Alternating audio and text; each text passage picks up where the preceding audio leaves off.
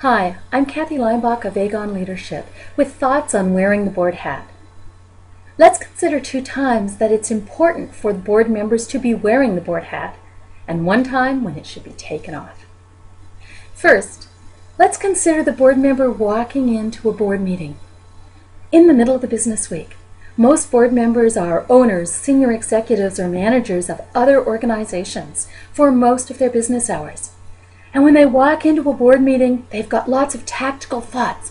They're wondering, what is this person in their organization doing today? And how are they going to fix the budget mistakes that have been made and the spending mistakes that have been made? And how are we going to achieve this goal?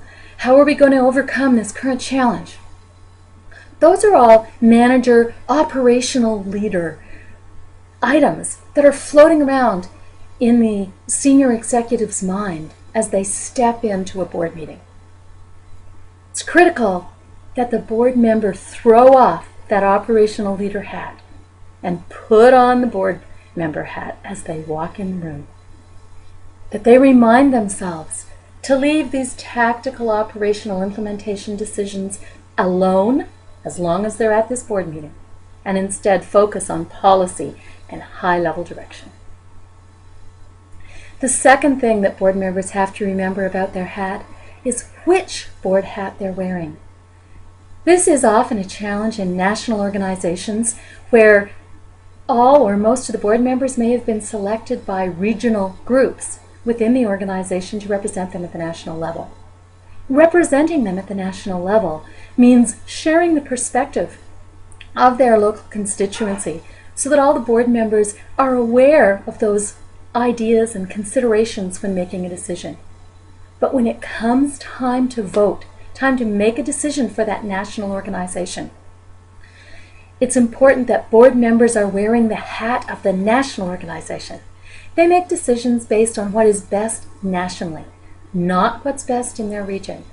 If their region is going to be hurt by option B, but option B is going to help 90% of the organization be more effective, then the board member has to vote with the national best interest in mind and vote in favor of option B.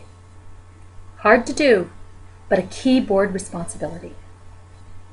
Now let's turn to when board members shouldn't wear the board hat.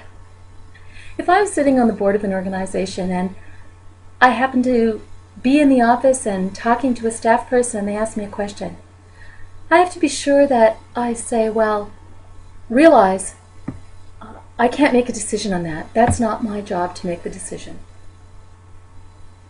And if they say, but you've got experience in this, what's your personal opinion? The board member needs to be really careful that, my experience would suggest that this is one of the things you consider when making your decision.